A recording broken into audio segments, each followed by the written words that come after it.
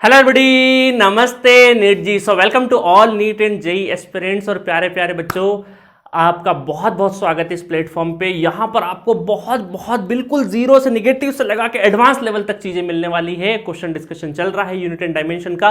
पिछले लेक्चर में हमने कुछ क्वेश्चंस देखे डायमेंशंस के ऊपर, उस डायमेंशन के क्वेश्चन को आगे बढ़ाते, उस सिलसिले को आगे बढ़ाते हैं ना। कॉन्फिडेंस आ रहा होगा, मजा आ रहा होगा पढ़ने में, तो प्लीज अपने अपने दोस्तों को शेयर जरूर करिएगा।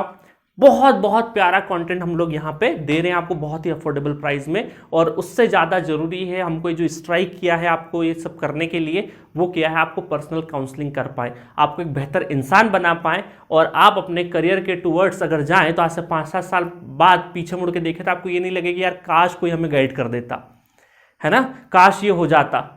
तो आज ही आप अपना कंसल्टेशन बुक कर सकते हैं, कंसल्टेंसी ले सकते हैं, गाइडेंस ले सकते हैं। आपको सारे नंबर, सारा एप्लीकेशन पे हम लोगों ने अपॉइंटमेंट के लिए कोर्स बना रखा है, उसको जाके एनरोल करिए। वहाँ से आपको डायरेक्ट किया जाएगा और हम पर्सनल आपको गाइड कर पाएंगे, ठीक है। आपके लाइफ के जो भी प्रॉब्लम्स है उसको सॉल्व कर पाएंगे, और सिर्फ आज के नहीं, भविष्य के भी, है ना। जैसे जैसे आगे बढ़ेंगे आप कनेक्ट रहेंगे हमसे। द डायमेंशन ऑफ के in the equation W = half kx² is. अब देखो यहां पर क्या है, W दे रखा। अब देखो यहां नॉर्मली क्या होता है, जब एग्जामिनेशन हॉल में क्वेश्चन आएगा तो हमें बता के रखेंगे कि भाई W है क्या। भाई कुछ भी माना जा सकता है, बट अभी हम लोग W से इस तरीके से, अभी अगर हम कॉमन सेंस लगाएं तो W क्या होता है, एनर्जी होता है, वर्क होता है असल में, है ना। एनर्जी का फॉर्म, एनर्जी ले सकते हैं, है ना, W के फॉर्म में लिखते हैं हम लोग। तो वर्क को लिखते हैं, बट हमें डायमेंशन के फॉर्मूले में वर्क और एनर्जी तो हमारा क्या होता है, बराबर ही होता है। तो हम ये मान के चलते हैं, बट एक्चुअल एग्जाम में आपको लिख के जरूर दिया जाएगा कि भाई W है क्या असल में, है ना। अब X, भाई X तो कुछ भी माना जा सकता है, बट X भी यहां पर क्या है, हाफ mv², है ना। तो अगर मैं देखूं तो यहां पर क्या है, X को हम डिस्प्लेसमेंट भी ले सकते हैं, है ना, डिस्प्लेसमेंट भी ले सकते हैं। तो यहां पर अभी आपको X जो है वो बाय डिफॉल्ट डिस्प्लेसमेंट ही लेना है। क्या है, डिस्प्लेसमेंट लेना है, ठीक है। तो अब k क्या हो जाएगा, k हो जाएगा आपका, k हो जाएगा W / x²। तो W हो जाएगा mlt-2, ये है ना, एक लेंथ का, फोर्स में एक लेंथ का मल्टीप्लाई कर दे, एनर्जी बन जाएगा, और ये हो जाएगा L²। तो L² कैंसल, तो क्या हो गया, mt-2। mt-2 कहीं पे नजर आ रहा है क्या, mt-2 बिल्कुल ए ऑप्शन ही नजर आ रहा है हमें, क्योंकि L क्या है वहां पे 0 है, L क्या है आपका 0 है, तो A is the correct option, है ना। तो अपने मन से कुछ भी नहीं मानना। अभी एक्चुअल एग्जाम में जब क्वेश्चन आएगा तो आपको सारा नोटेशन गिवन रहेगा, क्या चीज क्या है ना। इवन देखो डायमेंशंस ऑफ के इन द इक्वेशन, अगर कोई अदर डायमेंशन भी होगा तो वहां लिख के देंगे भाई ये डायमेंशन डायमेंशनल लेस है या फिर कुछ नहीं है, तो उसका नहीं लिखा जाएगा, बट जो आपके नोटेशन है उनकी इंफॉर्मेशन आपको दी जाएगी, ठीक है। चलिए नेक्स्ट क्वेश्चन देखते हैं। Pressure gradient has the same dimension as that of. तो आज से आपको एक नई चीज सिखाता हूं कि जब भी कभी किसी क्वांटिटी के आगे अगर ग्रेडियंट लग जाए, है ना, जब भी किसी क्वांटिटी के आगे ग्रेडियंट लग जाए तो हम ये बोलेंगे कि उसका मतलब क्या हो जाता है कि क्वांटिटी, है ना, ग्रेडियंट लग जाए मतलब कि उस क्वांटिटी के नीचे आप क्या कर दो, लेंथ से डिवाइड कर दो, है ना। क्या कर दो कि क्वांटिटी, कोई भी क्वांटिटी लो, क्वांटिटी, है ना, और उसके नीचे जो डिवाइड है वो लेंथ से क्या कर दो, डिवाइड कर दो, है ना। तो ये हो गया quantity gradient, QG, quantity gradient, है ना, याद मत रखना QG। क्वांटिटी ग्रेडियंट का मतलब क्या, तो कोई भी क्वांटिटी डिवाइडेड बाय लेंथ कर दो, तो वो क्या हो जाएगा, भी प्रेशर ग्रेडियंट हो जाएगा, है ना। प्रेशर ग्रेडियंट अगर है तो प्रेशर आप बताओ, प्रेशर अपन क्या होता है, फोर्स अपॉन एरिया। प्रेशर क्या होता है, force upon area, mlt-2 divided by area L²। एक L से एक L कैंसल, तो ml-t-2, है ना। ये हो गया आपका प्रेशर का डायमेंशन। तो अब बताओ ये प्रेशर का डायमेंशन हुआ। अब हमें क्या बोला है कि भाई प्रेशर ग्रेडियंट जो डायमेंशन है वो किसके बराबर है चारों ऑप्शन में से, तो भाई ये तो प्रेशर है। तो प्रेशर ग्रेडियंट अगर देखें, PG देखें, तो ml-2 डिवाइडेड बाय लेंथ से कर दे। लेंथ जब ऊपर आएगा तो अगेन माइनस हो जाएगा, तो ml-2 t-2 ये हो जाएगा। अब ये आपका जो डायमेंशनल फॉर्मूला है प्रेशर ग्रेडियंट का, ये बताओ कि चार ऑप्शन जो गिवन है उनमें से कहां पर मैच कर रहा है, उनमें से कहां पर मैच कर रहा है ना। थोड़ा छोटा कर देते हैं। अब देखो वन बाय वन देखते जाओ, वन बाय वन देखें अगर, तो यहां पर देखेंगे वेलोसिटी ग्रेडियंट। भाई वेलोसिटी में तो मास का कोई काम, मास आना चाहिए, और वेलोसिटी है LT-1, है ना। चलो देख लेते हैं यहाँ पे, L t minus one divided by length. तो भाई लेंथ से लेंथ तो कैंसिल ही हो गया यहाँ पे, तो सिर्फ टी माइनस, कोई मतलब नहीं ए ऑप्शन। चलिए बी ऑप्शन चेक करें। अब बी ऑप्शन चेक करेंगे तो सर पोटेंशियल ग्रेडियंट, अब सर खुजाने लगो सर पोटेंशियल के बारे में तो आपने बताया ही नहीं। तो ये आपका जो पोटेंशियल है ये हमारा जब 12th में आप इलेक्ट्रिसिटी मैग्नेटिज्म वगैरह पढ़ेंगे तब वहां पे आपको डिराइव कराया जाएगा। तो अभी के लिए इसको स्टार मार्क कर लीजिए, ठीक है। ये आंसर भी नहीं है, ये एक्चुअली आंसर भी नहीं रहेगा। जब पोटेंशियल को पूरा खोलोगे और ग्रेडियंट में करोगे तो पोटेंशियल ग्रेडियंट जो होगा, पोटेंशियल ग्रेडियंट वो हो जाएगा v divided by length l, है ना। और v का जो डायमेंशन है वो बहुत अच्छे से हम लोग निकालेंगे वहां पे। चार्ज, करेंट, कूलाम, ये सब चीजें बहुत बढ़िया तरीके से आपको कैलकुलेट किया जाएगा। तो अभी के लिए ज्यादा लोड मत लो, इसको अभी बी ऑप्शन को थोड़ा साइड में रख दो। अभी मेन फोकस इस क्वेश्चन को मेरा लेने का ये था कि भाई मैं आपको ग्रेडियंट के बारे में बता दूं। तो ग्रेडियंट के बारे में ये है कि भाई कोई भी क्वांटिटी डिवाइड बाय लेंथ, जैसे कि हमारा सी ऑप्शन है। सी ऑप्शन क्या हो जाएगा, एनर्जी। एनर्जी तो आपको पता है ना, एनर्जी ग्रेडियंट ईजी, तो ये क्या हो जाएगा m l square t minus two divided by length. तो लेंथ से लेंथ कैंसल, तो m l t minus two, ये भी मैच नहीं कर रहा है। इसका मतलब है कि डी ऑप्शन ही आपका क्या रहेगा, इस क्वेश्चन का करेक्ट ऑप्शन डी ही रहेगा। अभी आपके दिमाग में चल रहा होगा सर बी को कैसे चेक करें, बी को कैसे चेक करें। अभी थोड़ा साइड में रखूं क्योंकि पोटेंशियल के बारे में अभी आपको कोई भी डायमेंशंस पढ़ाया नहीं गया है। अभी क्वेश्चन वही करवा रहा हूं जो आपको पढ़ाया गया है। तो current, charge, electric field, magnetic field, flux, है ना, electric flux, magnetic flux, potential, इन सब के बारे में आपको अभी 11th क्लास में लोड लेने की जरूरत नहीं है। इसमें बाद में जैसे आप आगे बढ़ोगे फिजिक्स में तो मैं यहाँ पर एक 12th के सारी क्वांटिटी डिस्कस कर दूंगा और उसके हिसाब से भी न्यूमेरिकल करवा दूंगा, ठीक है। चलिए तो नेक्स्ट क्वेश्चन देख लेते हैं, बस इतना ही ध्यान रखो। नेक्स्ट क्वेश्चन देखें इसका, तो इसका मतलब है in the relation y is equal to a cos omega t minus k x the dimensional formula for k is, है ना। देखिए अब इसमें भी क्या करना है भाई, बड़ी सी इक्वेशन से हमें कोई लेना देना नहीं है। हमें पता है y equal to a cos omega t minus k x. आपको पता है कि ये पूरा का पूरा जो होता है वो हमारा डायमेंशनल लेस होता है ना। और ये क्या होता है, कॉस किसी भी एंगल के साथ में जो भी कंपोनेंट होता है वो भी क्या है, वो रेशो होता है एक तरीके का, तो वो भी डायमेंशनल लेस होगा। अब इसमें पूरे में जाने की जरूरत नहीं, आपको सिर्फ के एक्स को पकड़ो। के एक्स क्या होना चाहिए, ये भी इसका डायमेंशनल लेस होना चाहिए और ये भी डायमेंशनल लेस होना चाहिए। तो इसका मतलब है कि के एक्स जो है वो आपका डायमेंशनल लेस होना चाहिए, तो वो 1 के बराबर रहे और के इक्वल टू आ जाएगा 1/x, और x क्या है यहाँ पे आपका, यहाँ पे लेंथ के फॉर्म में देखेंगे तो 1 अपॉन लेंथ l, तो k का डायमेंशनल m0 l-1 और t0 कहीं दिख रहा है क्या, l-1 दिख रहा है, 2 जीरो के बीच में एक माइनस c, तो इसका आ जाएगा आपका c is the correct option for this question, ठीक है। तो बहुत ही क्लियरली इस तरह के रिलेशन आपको गिवन होते हैं। आपको पता है कि भाई जो भी ट्रिग्नोमेट्रिक फंक्शन के जो भी यहाँ पे रहेगा वो आपका डायमेंशनल लेस है। अब उसके अंदर की भी जो क्वांटिटीज दे रखी है वो मल्टीप्लिकेशन में जरूर है, तो ये भी आपका ये भी डायमेंशनल लेस रहेगा। ये ओवरऑल अगर डायमेंशनल लेस है, देखिए omega T minus k x, ये ओवरऑल दो चीजों का एडिशन करें या सब्ट्रैक्शन करें, इसका जो इक्वल आएगा, दो सेम क्वांटिटी का जो आएगा वो डायमेंशनल लेस आएगा। बट हमें पता है कि पूरी क्वांटिटी आपकी डायमेंशनल लेस है क्योंकि ये रेशियो है एक तरीके का ट्रिग्नोमेट्रिक फंक्शन से, अगर दिमाग में याद रखना चाहे तो ये डायमेंशनल लेस है। तो इसका मतलब अगर इसका इक्वल डायमेंशनल लेस है तो ये क्वांटिटी भी डायमेंशनल लेस होगी और ये भी डायमेंशनल लेस होगी, तो उसके हिसाब से हम लोगों ने निकाल दिया है। अदरवाइज बड़ी सी इक्वेशन देख के स्टूडेंट थोड़े से घबरा जाते हैं, बट कोई दिक्कत नहीं, आपको आप पूरी इक्वेशन से क्या लेना देना, हमको जहां पे निकालना है उससे मतलब है। तो क्या हो गया हमारा, सी इज द करेक्ट ऑप्शन, ठीक है। चलिए नेक्स्ट क्वेश्चन की तरफ बढ़ते हैं।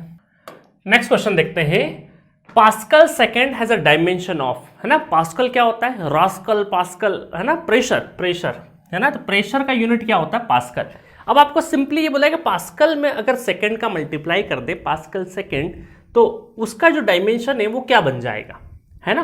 तो आपको पता है कि प्रेशर जो होता है, प्रेशर का जो यूनिट है वो पास्कल है ना। प्रेशर फोर्स अपॉन एरिया, ये आपका क्या है, पास्कल। अब इनका बोलना है कि भाई इसके अंदर टाइम का मल्टीप्लाई कर दे, तो भैया फोर्स mlt-2 और एरिया क्या हो गया l², तो ये हो गया आपका m, है ना, l से l कैंसल, t-2, ये हो गया पास्कल। तो प्रेशर का यूनिट है पास्कल। अब इन्होंने बोला पास्कल सेकेंड, मतलब टाइम का मल्टीप्लाई कर दे। अब हम टाइम का अगर मल्टीप्लाई कर दे t का, तो ये बन जाएगा आपका m l-1 t-1, है ना, देखा देखा लग रहा है। किसके आप बनेगा ये? Force, energy, pressure, coefficient of viscosity. याद आ रहा है कोफिशिएंट ऑफ विस्कोसिटी का formula? Coefficient of viscosity MLT में -1 दो सेम थे, तो ये असल में हमारा क्या बनेगा? कोफिशिएंट ऑफ विस्कोसिटी का फॉर्मूला बन जाएगा। अगर याद नहीं भी रहे तो हम ये जो फॉर्मूला है 6 पाई ईटा A, मतलब R ले लो यहाँ पे, R इंटू V, इससे हम डिराइव कर लेंगे। और अगर ये भी नहीं पता है तो टेंशन मत लो, अभी जब हम विस्कोसिटी वगैरह पढ़ेंगे तो ये एकदम नींद में आपको याद हो जाएगा ये फॉर्मूला, है ना। सारे के सारे जो जैसे PV इक्वल टू NRT, ये सबके सब फॉर्मूले अभी है ना आपको बहुत ज़्यादा यूज होंगे जब न्यूमेरिकल करोगे। F equal to G M1 M2 divided by R square, gravitation में बहुत बार हम यूज़ करेंगे, तो आपको बहुत प्यारे ढंग से ये सारे के सारे नींद में भी खड़े होकर पूछेंगे, बेटा ये बताओ, आप तुरंत बोल दोगे, ठीक है। तो अभी बिल्कुल लोड नहीं लेना है, अभी टेंशन मत लेना फॉर्मूले सर क्या रटे कैसे रटे। जब आप टॉपिक पढ़ेंगे उसी पर्टिकुलर फॉर्मूले के ऊपर बाद 4 5 10 क्वेश्चन कर लेंगे, देन आपको बहुत अच्छे से याद रहेगा, ठीक है। तो अभी हमें डायरेक्टली पता था, हमने कुछ प्रीवियस हमारे क्वेश्चंस में देखा कि भाई ये इस तरीके से आ जाएगा, तो कोफिशिएंट ऑफ विस्कोसिटी, तो इसका D is the correct answer, ठीक है। चलिए नेक्स्ट क्वेश्चन की तरफ बढ़ते हैं। नेक्स्ट क्वेश्चन देखते हैं। क्वेश्चन है the position of particle at time t is given by the relation x of t equal to v not by alpha 1 minus e to the power minus alpha. बड़ी सी equation दे रखी है जिसका कोई काम नहीं है हमें, वेयर मतलब काम नहीं है इन द सेंस कि भाई उसका क्या होता है डिकोड वगैरह वो हमें नहीं, मतलब ये इक्वेशन किसकी दे रखी, कौन सा पार्टिकल मूव कर रहा है, इससे मतलब नहीं है हमें। तो सिर्फ और सिर्फ ये है x ऑफ t हमें दे रखा है v not by alpha 1 minus e to the power minus alpha t, है ना, ऐसा दे रखा है। Where v not is a constant, ठीक है, and alpha greater than 0, the dimension of v not and alpha respectively. v not और alpha के आपको डायमेंशन निकालने हैं। अब देखिए हमें पता है यहाँ पे कि भाई ये जो एक्सपोनेंशियल है, पूरी इक्वेशन का कोई मतलब नहीं है हमें सिर्फ ये पता है कि सर ये एक्सपोनेंशियल जो होता है ये डायमेंशनल लेस होता है, आपने बताया था, ठीक है भाई, डायमेंशनल लेस होता है। तो डायमेंशनल लेस होता है, इसकी जो पावर होती है वो 1 के बराबर होनी चाहिए, मतलब अल्फा टी क्या होना चाहिए, 1 के बराबर होना चाहिए, डायमेंशनल लेस होना चाहिए। तो अल्फा आपका आ जाएगा 1/t, इसका मतलब है कि ये हो गया आपका m0 L0 t minus 1। Alpha आपका आ गया है, मतलब v नॉट और अल्फा बाद सेकेंड वाली जो टर्म है वो ml0 t माइनस 1 होनी चाहिए, t माइनस 1 t माइनस 1, मतलब कि यहाँ पे D ऑप्शन तो बिल्कुल नहीं होगा और C ऑप्शन तो बिल्कुल नहीं होगा, क्योंकि यहाँ पे LT है और यहाँ पे सिर्फ T है। t माइनस दो ऑप्शन में, मतलब आंसर आपका A और B में से ही आने वाला है, ठीक है। हमने एक क्वांटिटी निकाल के क्यों चेक किया, क्योंकि कई बार ऐसा होता है कि एक क्वांटिटी से आपका आंसर आ जाएगा, सेकंड क्यों निकालें भाई, टाइम भी तो बचाना है, कॉन्सेप्ट के साथ टाइम की भी लड़ाई है, ठीक है। चलो तो साथ में हमें अब यहाँ पे दो ऑप्शन मैच कर गए हैं, तो इसका मतलब है दूसरी क्वांटिटी भी हमें कैलकुलेट करनी पड़ेगी। चलो अब दूसरी क्वांटिटी की तरफ बढ़े तो इस वाली इक्वेशन को जरा हम सॉल्व करेंगे। तो यहाँ पर देखो x ऑफ t को अगर मैं इसमें मल्टीप्लाई कर दूँ v not by alpha minus v not by alpha e to the power minus alpha t। अब आपको होमोजेनिटी प्रिंसिपल याद होगा, कोई भी दो चीज़ों का एडिशन या सब्ट्रैक्शन होता है सेम नेचर होता है, इसका डायमेंशन ओवरऑल इस डायमेंशन के बराबर होना चाहिए। भाई x क्या है यहाँ पे दे रखा है आपको, x यहाँ पे पोजीशन ऑफ टाइम का दे रखा है, मतलब कि आपका क्या है, लेंथ है, ये क्या है, लेंथ है ना। पोजीशन दे दे, पोजीशन डिस्प्लेसमेंट, है ना, इस तरीके की बातें कर दे तो इसका मतलब क्या है, ये लेंथ के बाद में, जैसे काइनेमेटिक्स पढ़ लोगे ना ये चीज़ें बहुत आसान हो जाएगी। चलो तो v नॉट बाय अल्फा वो किसके बराबर हो गया है, लेंथ के बराबर हो गया है। अब लेंथ के बराबर हो गया और अल्फा हमें पता है अल्फा का डायमेंशन, तो v नॉट का डायमेंशन अल्फा इंटू एल, मतलब अल्फा कितना है, अल्फा है आपका t माइनस 1 l, तो इसका मतलब है कि m0 L1 t माइनस 1 ये आपका v नॉट का डायमेंशन निकल आएगा, v नॉट का डायमेंशन निकल आएगा। इसका मतलब है m0 L t माइनस 1, ए और बी ऑप्शन में देख लो किसका मैच हो रहा है, ये मैच हो रहा है आपका ए ऑप्शन, तो A is the correct option, ठीक है, ए करेक्ट ऑप्शन आपका मैच हो रहा है, तो इस क्वेश्चन का आंसर आपका ए हो जाएगा। क्लियर है, बहुत ही सिंप्लीफाइड तरीके से, आपको पूरी इक्वेशन का लोड लेने की अभी जरूरत नहीं है, उसके अंदर जो जो चीजें आपको पता है कि भी ये डायमेंशनल लेस है। लूप होल, वीक एरिया देखो, लूप होल ढूंढो क्वेश्चन में, हाँ इसको पकड़ो, यहां से क्वेश्चन को सॉल्व करो, ठीक है। चलो बहुत मजेदार तरीके से अगला क्वेश्चन सॉल्व करेंगे। Energy, gravitational constant, impulse and mass, the dimension of GIm² by E² are same as that of, है ना। मैंने बताया था ना एक क्वेश्चन किया था हमने कि बहुत सारी क्वांटिटी का मिक्सिंग करके आपको एक जो ऑप्शन सेट करके दे दी जाएंगे। तो हर एक इंडिविजुअल का आपको क्या करना है, डायमेंशन लिखना है। अब भाई डायमेंशन सबका लिखना है, तो आप देखो इस इक्वेशन में कि भाई मोमेंट इंपल्स का तो बहुत आसानी से आप लिख दोगे, है ना। आई को लेके कंफ्यूज मत होना, आई इंपल्स को भी डिनोट करते हैं और मोमेंट ऑफ इनर्शिया को भी कई बार जे से डिनोट करते हैं, कई बार आई से डिनोट करते हैं, तो बिल्कुल कंफ्यूज मत होना। इंपल्स का मतलब है फोर्स इनटू छोटे टाइम के लिए लगने वाला टाइम, छोटे टाइम के लिए लगने वाला फोर्स, है ना। तो ये क्या हो जाएगा, इंपल्स का मतलब है फोर्स इनटू टाइम, ठीक है। तो चलो इंपल्स का आप डायमेंशन निकाल दें। इंपल्स का डायमेंशन है फोर्स का ml t माइनस 2 और ये t, तो क्या हो गया ml t माइनस 1, ये हो गया आपका इंपल्स। दूसरा है एनर्जी, आपको पता ही है, डायरेक्टली लिख दोगे, मास डायरेक्टली लिख दोगे, ग्रेविटेशनल, है ना, F equal to G m1 m2 by R square. तो यहां पर g निकल आएगा F R square, mass square कर देते हैं अभी थोड़ी देर के लिए, है ना। तो ये हो जाएगा mlt माइनस 2, फोर्स का, लेंथ का स्क्वायर और मास का, नॉट मास, है ना, ये मास नहीं है, सॉरी मास ही है ये, तो मास का स्क्वायर, है ना। मीटर वीटर मत समझ जाना, ये बोलना चाह रहा था मैं आपको। चलो तो ये कैंसिल हो गया, तो अब बचा m माइनस 1 l का क्यूब t माइनस 2, है ना, 1 2 3 1 2 3। चलो तो ये हो गया आपका। अब बस इनको सबको जमा देते हैं, इनको जमा देंगे हम लोग, तो ये आपका जो ओरिजिनल है GIM square divided by E square, है ना। तो अब यहाँ पे जमा देते तो m minus 1 l cube t minus 2, है ना, बड़ा सा फॉर्मूला दिख रहा है, थोड़ा सा इस साइड में अच्छे से जमा दे। कैलकुलेशन का ध्यान रखना, कैलकुलेशन गड़बड़, ब्रैकेट लगा लिया करो तो ताकि चीज़ें आसान हो जाए। इंपल्स का क्या हो जाएगा, MLT माइनस 1 MLT माइनस 1, ठीक है। मास तो m स्क्वायर ही रहेगा, energy ml square t minus 2 का होल स्क्वायर, ठीक है। अब देखो यहाँ पर ऊपर ऊपर mm को जमा लेते हैं, तो mm क्या है, माइनस 1 प्लस 1, और तो 2 और 1 3, 3 में से 1 चले गया तो कितना बचा, 2 बचा, तो m स्क्वायर ऊपर की साइड में आ जाएगा। l देखें 3 और 1 4, तो l कितना है, 4 हो गया है। टाइम देखें तो 2 और 1 3, दोनों सेम साइन है, तो ये क्या हो जाएगा, टाइम माइनस 3 हो जाएगा। डिवाइडेड बाय ये क्या हो गया आपका, ये हो जाएगा m square l 4 t minus 4। तो यहाँ पर बहुत सारी चीज़ें कैंसिल आउट हो गई है, तो इसका मतलब है 3 से ये पूरा कैंसिल, सिर्फ 1 बचेगा, माइनस का बचेगा, ऊपर आके t बन जाएगा। इसका मतलब सिर्फ और सिर्फ टाइम बचा। इसको पूरा कैलकुलेट करने के बाद बड़ा सा कहानी था, है ना, और उसका छोटू सा आंसर आया। तो क्या आया, टाइम। तो A is the correct option for this question, ठीक है। तो बहुत बस इसी तरीके से आपने जो सीखा है वो लगाना है। कोई रॉकेट साइंस नहीं है भाई, हिंदुस्तान के बड़े एग्जाम में माना है, बट उसको अगर पढ़ाई शिद्दत से करी जाए, एक सही डायरेक्शन में करी जाए, सही तरीके से की जाए, कुछ रिवीजन किया जाए और एक्यूरेसी के साथ क्वेश्चन सॉल्व किए जाए, तो भैया आसान है, वो आसान है।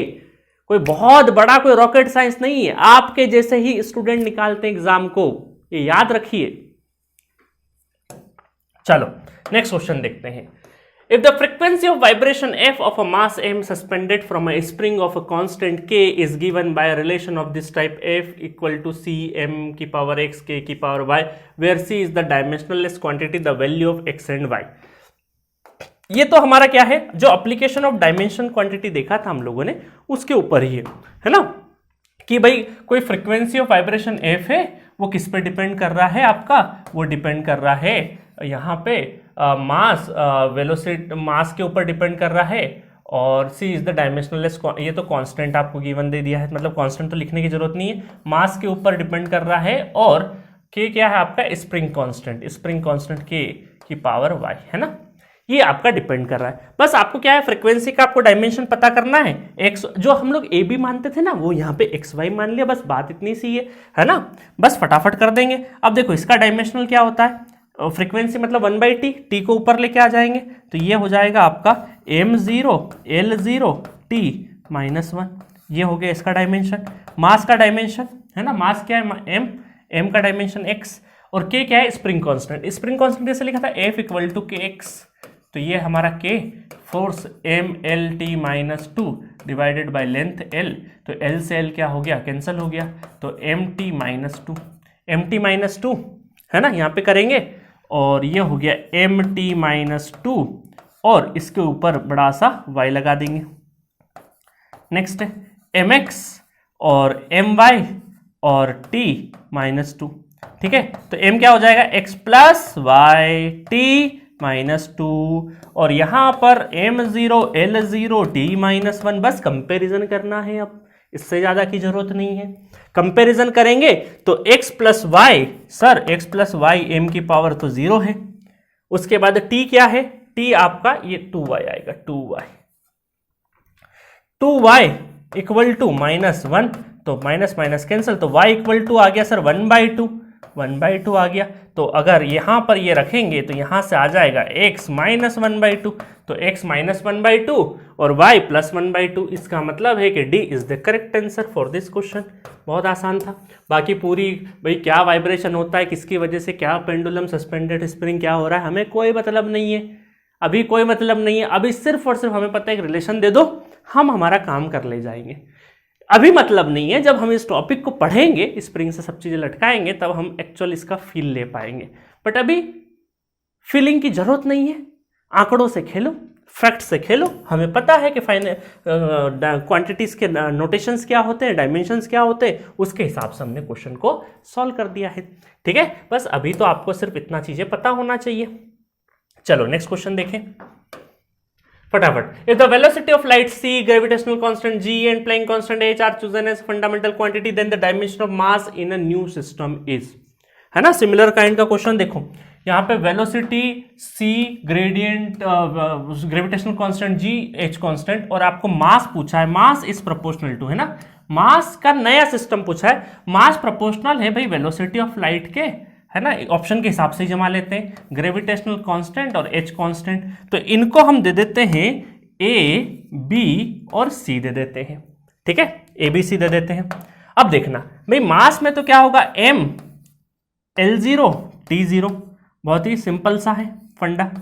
अब यहां पर देखो, light, speed of light, velocity of light, मतलब वेलोसिटी ही असल में वो lt -1 का ब्रैकेट और a लगा देंगे।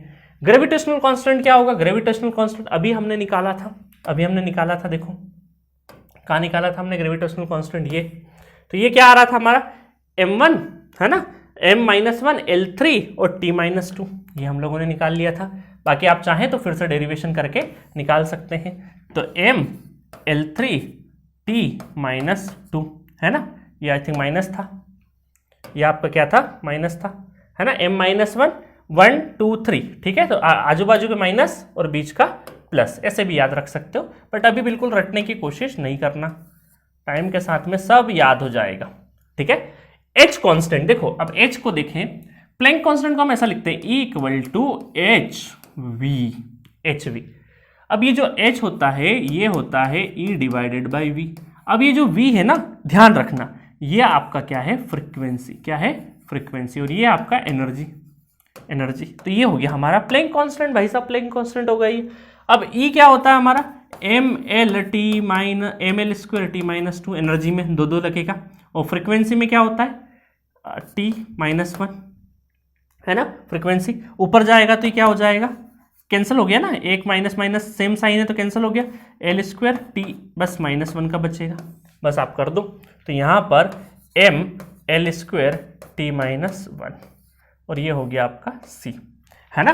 अच्छा क्वेश्चन है, तो अब बस फटाफट हम खोल देते हैं इसको। तो यहाँ पर देखो l, सबसे पहले m जमा लेते, तो m खुलेगा तो ये -b, करके बताऊँ क्या एक एक, वैसे आप कर ही लोगे बट ठीक है, चलो करके दिखा देते हैं। ये पावर t -a, फिर इसको देखें तो m -b, मतलब ये पावर का मल्टीप्लाई होगा, 3b और t -2b। ये बेसिक मैथमेटिक्स में बहुत अच्छा सिखा है मैंने, इसीलिए सारी चीज़ें मैंने वहीं सिखा दी थी।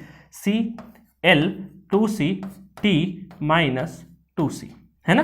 l और t लिखते टाइप पे ध्यान रखना, कई बार l को t लिख देते, t को l लिख देते हैं, है ना, ध्यान रखना इस चीज़ का। m क्या करें, अब m निकाल लो भाई, कलर बदल लेते हैं, हमारे पास फैसिलिटी है। m देखो, m की पावर जो है ये दोनों पावर ऐड हो जाएगी, मतलब -b + c हो जाएगा। चलो l देखें, l की जो पावर है a + 3b, है ना, a + 3b, फिर कहाँ l + 2c, ये हो गया। t क्या है, -a और -2b और -2c, है ना। खतरनाक क्वेश्चन बन रहा है अब तो ये, कोई बात नहीं, खतरनाक क्या है, कैलकुलेशन ही तो है बस, और कैलकुलेशन से थोड़ी डरना है। अरे ठीक है चलो। तो अब देखो यहाँ पर क्या है, अब इसको जमा देते हैं हम लोग, तो यहाँ से अब आपको पता चलेगा कि भाई -b + c = क्या है, 1, है ना। ये किसके, मास के बराबर, मास की पावर के बराबर। इसका मतलब है c = क्या हो जाएगा, b हो जाएगा। c = और नॉट c = b, 0 होता तो यहाँ पे क्या हो जाएगा, c = 1 + b हो जाएगा, 1 + b। ये हो गई c की वैल्यू, है ना। जल्दबाजी में गड़बड़ नहीं कर देना, उस 0 होता तो हम कर देते c = b, बट 1 है तो 1 उस साइड में जाएगा तो माइनस का प्लस में साइन हो जाएगा। चलो बाकी चीजों को देखेंगे तो ये तो सब 0 है, तो a + 3b + 2c = 0, है ना।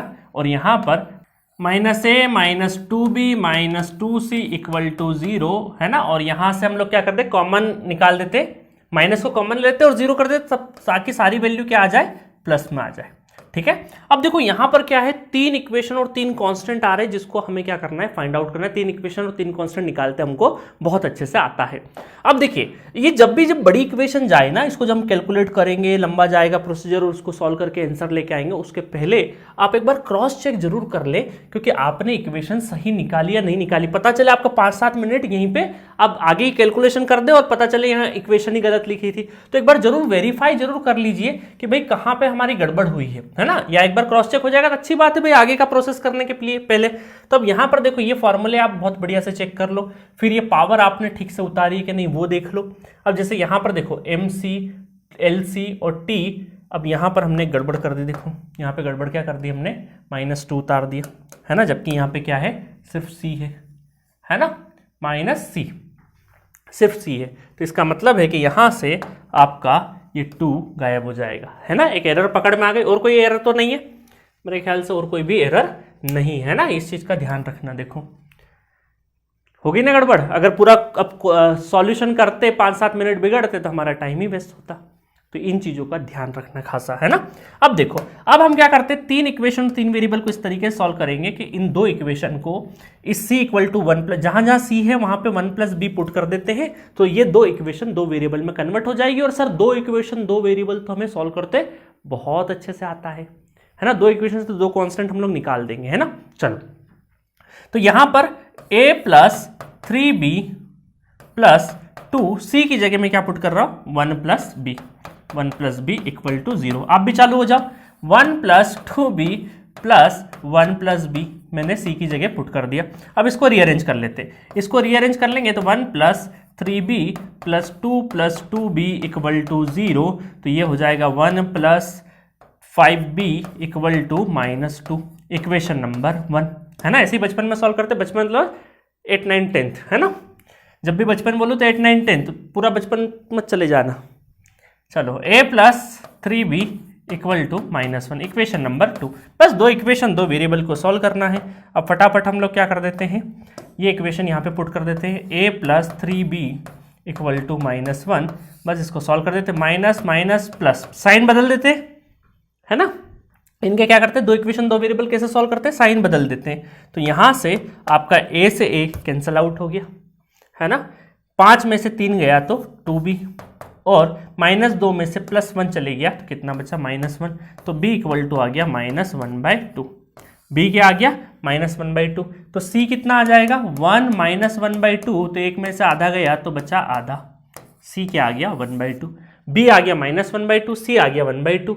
अब आपको a निकालना है, तो a + 3 × -1/2 = -1, तो a आ जाएगा आपका -1, है ना। उस साइड जाएगा तो माइनस प्लस में कन्वर्ट हो जाएगा, +3/2, है ना। तो यहाँ पे -2 + 3 / 2, इसका मतलब है 1/2। तो a 1/2, b माइनस और c मतलब, अब देखो यहाँ पर आपका क्या है, ऐसे ही जमे, तो a आ गया आपका 1/2, b आ गया आपका -1/2 और c आ गया, मतलब दोनों है आपके 1/2 आजू बाजू, और बीच में है माइनस, बीच में है माइनस, मतलब C is the correct answer for this question, ठीक है। तो C आपका क्या हो जाएगा, करेक्ट आंसर हो जाएगा, ठीक है, तो मजा आया क्वेश्चन को सॉल्व करने में। तो कुछ इस तरीके से आपको सॉल्व करना है कि भाई डायमेंशन दे दे, आपको जो फॉर्मूले हैं, जो फंडामेंटल क्वांटिटीज के जो कांस्टेंट के जो डायमेंशन है उनको बहुत बेहतर तरीके से रखना है, पावर को बहुत अच्छे से रखना। देखो हमने एक गड़बड़ कर दी थी, गड़बड़ करने के बाद जब ये बड़ी इक्वेशन बन जाए तो एक बार क्रॉस चेक कर लिया करो क्वेश्चन को कि हमने सही रखा है कि नहीं रखा है। उसके बाद बस तीन इक्वेशन थी, उनको सॉल्व करना था। एक छोटी इक्वेशन को हमने दोनों इक्वेशंस को दो कांस्टेंट के फॉर्म में डिवाइड कर लिया और देन आपको सॉल्व कर लिया। अब मेरे ख्याल से इसमें प्रॉब्लम नहीं आनी चाहिए। बहुत सारे स्टूडेंट पूछते हैं सर ये माइनस साइन क्यों रखते हैं हम लोग, साइन क्यों चेंज करते हैं। तो हम क्या कर रहे हैं, इस फर्स्ट इक्वेशन में से सेकेंड इक्वेशन को माइनस कर रहे हैं। क्या कर रहे हैं यहाँ पे, ये करके हम क्या कर रहे हैं, पहली इक्वेशन को दूसरी इक्वेशन में माइनस कर रहे हैं। तो माइनस करते हैं तो माइनस साइन के साथ में जो, जैसे सपोज करो मैं ये लिखता हूं कि x में से y को माइनस करेंगे तो माइनस y, तो जो y का साइन है वो माइनस का चेंज हो जाएगा ना। तो ये जो सेकंड इक्वेशन है उसके सारे साइन चेंज हो जाएंगे। कुछ इस तरीके से देखते हैं, या आपने 9th 10th वगैरह में बहुत किया होगा। बता देना कि सर ये थोड़ी सी दिक्कत आती है, परेशानी आती है, तो इसको मैं थोड़ा सा बेसिक मैथमेटिक्स में, पूरा फिजिक्स पढ़ते पढ़ते कहीं पर भी आपको ऐसा लगे ना कि सर ये वाली चीज़ थोड़ी हमें कम समझ में आती, बिल्कुल हेजिटेट करने की जरूरत नहीं, छोटा से छोटा डाउट आप पूछ लेना। तो मैं ये क्या करूंगा, आपको बेसिक मैथमेटिक्स का जो कोर्स है ना उसके अंदर ऐड कर दूंगा। पूरा फिजिक्स पढ़ते पढ़ते अगर कहीं पर भी मैथमेटिक्स को लेके कुछ भी थोड़ी बहुत भी परेशानी हो, स्पेशली नीट के स्टूडेंट, तो आप मुझे मैसेज कर देना। चैट बॉक्स है आपके पास में नमस्ते नीट जी एप्लीकेशन का, वहाँ पे ड्रॉप कर देना कि सर इसके ऊपर एक वीडियो बना दो, तो वो वीडियो आपके बेसिक मैथमेटिक्स में मैं डाल दूंगा, ताकि आपको पूरे फिजिक्स के टाइम पे जो मुझे सैंपल्स है, हो सकता है बहुत सारे स्टूडेंट पूछते नहीं बट उनका भी भला हो जाता है। एक क्लासरूम में क्या होता है, एक स्टूडेंट डाउट पूछता है बेचारा हिम्मत करके, बट एक्चुअलिटी ये होती है कि 25 बच्चों को वही सेम डाउट था, बट बाकी लोगों में क्या था, हिम्मत नहीं थी। तो आप हिम्मत दिखा दोगे तो बहुत सारे लोगों का भला हो जाएगा। ठीक है, चलिए तो यहां पर ये क्वेश्चन खत्म हो गया। नेक्स्ट क्वेश्चन की तरफ बढ़ते हैं। नेक्स्ट क्वेश्चन है, if force F, length and time are assume to be fundamental units then the dimensional formula of the mass will B.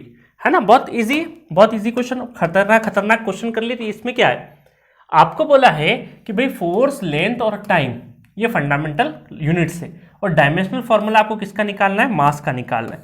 Mass is proportional to F, length और time, है ना। तो अब देखो यहाँ पे MLT 0 मास का डायमेंशनल फॉर्मूला, फोर्स का डायमेंशनल फॉर्मूला, है ना। अब यहाँ पे देखो, यहाँ पे क्या कर सकते हैं, यहाँ पे A, B और C, इनकी पावर C तो पता करनी है हमें। देखो चारों ऑप्शन में ABC पता करना है, तो बस सिंपल वही जो अभी तक करता है हम लोग। तो हमें क्या करना है, यहाँ पे MLT -2 की पावर A, ठीक है। लेंथ, ये क्या है, लेंथ ही है ना, तो लेंथ की पावर तो डायरेक्टली B लिख देंगे, और टाइम T है तो T की पावर हमारी C आ जाएगी।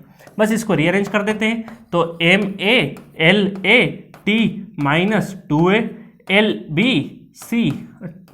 TC, है ना। अब चलो फटाफट, M तो एक ही है तो बढ़िया है, L कितने हैं, 2 है तो A + B हो जाएगा, T कितने हैं, 2 है, -2A + C हो जाएगा। बस आपको ML0 T0 से कंपेयर करना है। जब आप कंपैरिजन करेंगे तो आपको पता लगेगा कि भैया A की वैल्यू तो है 1, है ना, B की वैल्यू कितनी है, A + B = 0, तो A 1 है तो B कितना हो जाएगा, -1 हो जाएगा, है ना। रख के देख लेना, ठीक है। तो A1 और B -1, 1 -1, 2 ऑप्शन है, 3 ऑप्शन है, अरे तो -2A + C = 0। तो अब रख दो सारी की सारी वैल्यू, तो यहाँ पर माइनस और प्लस C निकालना है, तो ये हो जाएगा C आपका 2 हो जाएगा, C आपका क्या हो जाएगा 2, C2 हो गया, C2 हो गया, मतलब कि आपका A ये हो गया, A is the correct option, है ना, A is the correct option. मैं यहाँ पे टिक नहीं लगा रहा हूँ, है ना, ताकि आपको जब नोट्स में आपको क्वेश्चन सॉल्व करना रहेगा तो आसानी रहे। पता चले पहले ही आंसर दिख गया तो मजा नहीं आएगा ना, आपको ट्रू पता नहीं चलेगा आपकी प्रैक्टिस कैसी जा रही है। चलो, और ये पूरे के पूरे नोट्स आपको नमस्ते नीट जी एप्लीकेशन पे मिलेंगे, वहाँ पे जाइए, नोट्स को डाउनलोड करिए, इनके स्क्रीनशॉट लेके अपने पास रख लेना। नोट्स में से जब प्रैक्टिस करो तो सॉल्यूशन नहीं देखना, इसलिए मैंने यहाँ पर कोई भी आंसर के ऊपर मैं टिक नहीं लगा रहा हूँ, ताकि आपको प्रैक्टिस में यहाँ पे आंसर पहले से पता नहीं होगा, ठीक है। चलो नेक्स्ट क्वेश्चन देखते हैं। अच्छा, नेक्स्ट क्वेश्चन हो ही गया है, खत्म। तो एट दिस नोट हम पूरे के पूरे डायमेंशन के ऊपर, यूनिट और डायमेंशन दोनों के ऊपर भरपूर क्वेश्चन कर चुके हैं। इससे ज़्यादा वैरायटी संभव नहीं है। हाँ, कुछ थ्योरेटिकल क्वेश्चन हो सकते हैं, इन्हीं क्वेश्चंस को थोड़ा सा मोल्ड कर करके, ये जो हमने थ्योरी पढ़ी है उसको ही थोड़ा सा घुमा फिरा के आपसे क्वेश्चन पूछ ले, अजर्शन रीजनिंग बना के, मैच द कॉलम बना के आपसे क्वेश्चन पूछे जा सकते हैं, बहुत अलग अलग तरीके से क्वेश्चन पूछ सकते हैं।